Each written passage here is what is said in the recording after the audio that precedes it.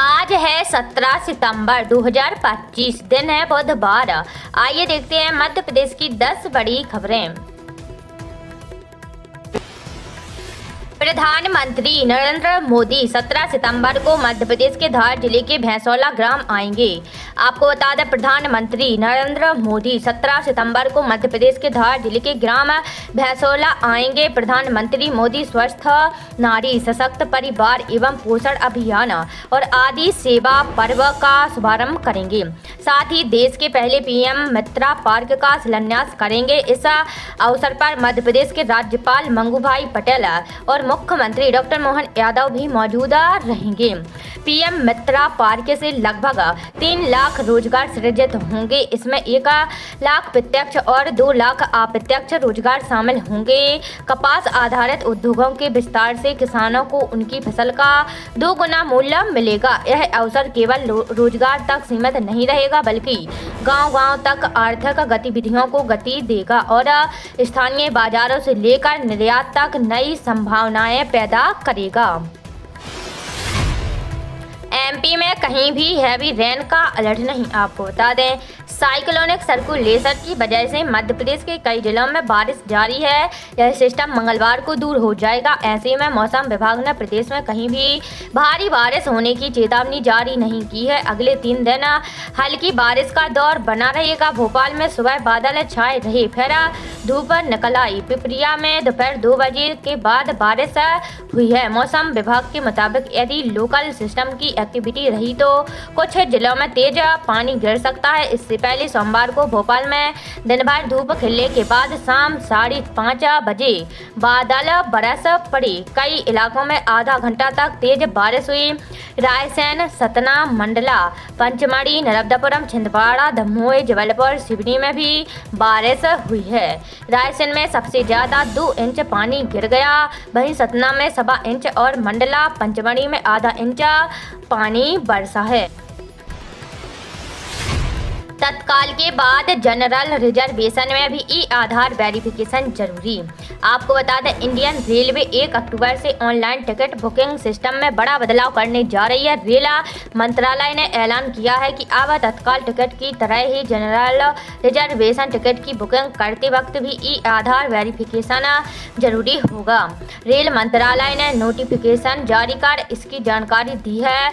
मंत्रालय के अनुसार IRCTC वेबसाइट या ऐप पर जनरल रिजर्वेशन खुलने के पहले 15 मिनट में टिकट बुक करने के लिए आधार वेरिफिकेशन जरूरी होगा। इससे फर्जी आईडी एजेंट्स की टिकटों की कालाबाजारी और बस की बुकिंग पर लगाम लगेगी।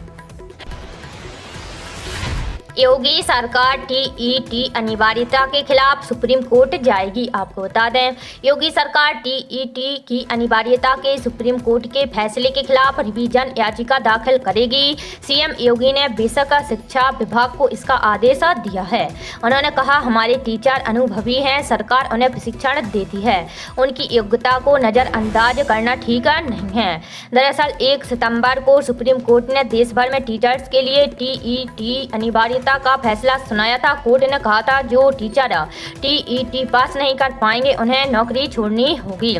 कोर्ट के इस फैसले ने लाखों टीचर्स की चिंता बढ़ा दी है। वो परेशानी है। यूपी पहला राज्य जो सुप्रीम कोर्ट के फैसले के खिलाफ रिवीजन याचिका दाखिल कर रहा है।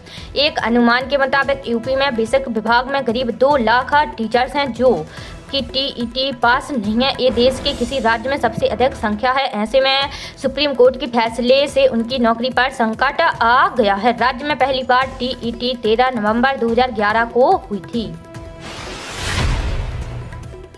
उज्जैन में किसानों की बड़ी ट्रैक्टर रैली। आपको बता दें, उज्जैन में लैंड पुलिंग योजना के विरोध में किसान इकट्ठा हो रहे हैं।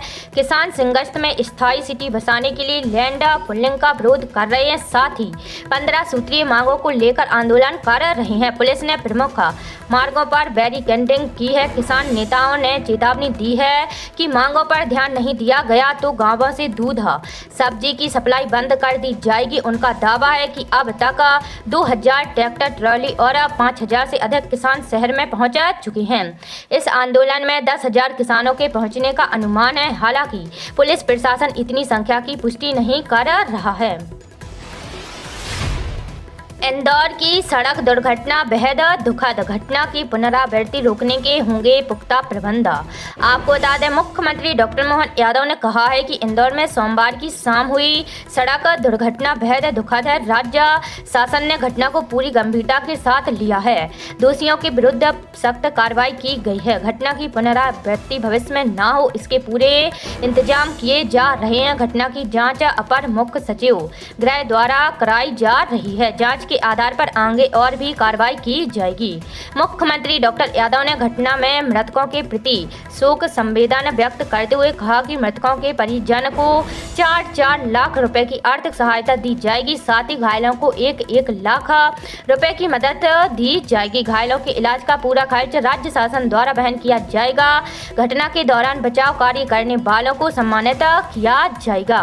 मुख्यमंत्री डॉक्टर यादव ने मंगलवार को इंदौर के विभिन्न अस्पतालों में पहुंचकर घायलों से मिलने के बाद कलेक्टर कार्यालय में जिला प्रशासन, पुलिस और संबंधित विभागों के अधिकारियों और जनप्रतिनिधियों की संयुक्त बैठक ली है। मदर डेयरी ने 2 रुपये प्रति लीटर घटाए दूध के दाम। 22 सितंबर से लागू होगी नई कीमतें।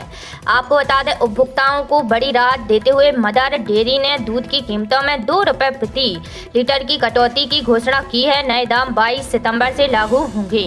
कंपनी का यह कदम हाल ही में वस्तु एवं सेवा कर दरों में किए गए संशोधन के बाद उठाया गया है, जिसके तहत कई जरूरी खाद्य पदार्थों को कर मुक्त कर दिया गया है या उन्हें कम कर स्लैब में रखा गया है।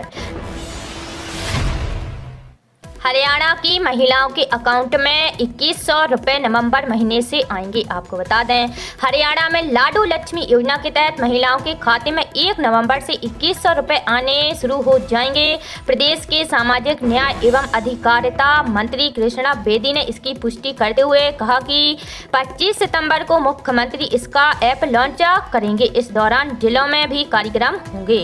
उन्होंने बताया कि एक फोन से 20 से 25 महिलाएं रजिस्ट्रेशन कर सकती हैं। जिनके पास स्मार्टफोन नहीं है वो एक ही फोन से अपना रजिस्ट्रेशन कर पाएंगी।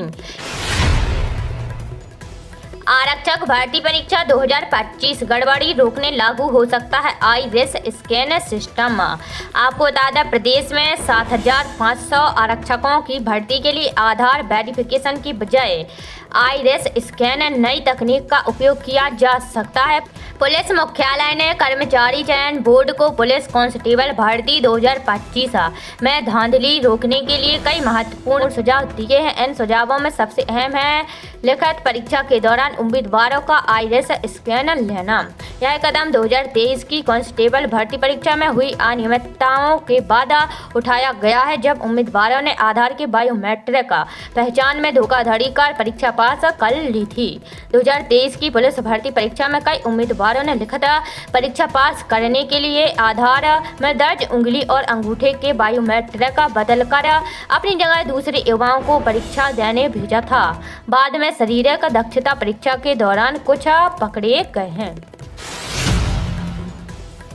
एमपी में फिर तबादले, 20 आईएएस इधर से उधर। आपको बता दें, मध्य प्रदेश में एक बार फिर आईएएस अफसरों के तबादले किए गए हैं। सरकार ने 20 अफसरों को इधर से उधर किया है। 2008 बैच के आईएएस विशेष गढ़पाले को ऊर्जा विभाग में सचिव बनाया गया है। वंदना वैद को मध्य प्रदेश वित्त निगम इंदौर में प्रबंध संचालक बनाया गया है। तपस्या परिहार को कटनी नगर निगम का आयुक्त बनाया है। दिलीप कुमार देवास नगर निगम के कमिश्नर होंगे। अनिल भाना को रतलाम नगर निगम कमिश्नर की जिम्मेदारी सौंपी है। बता दें कि 7 दिन पहले ही 14 अफसरों के तबादले किए गए थे।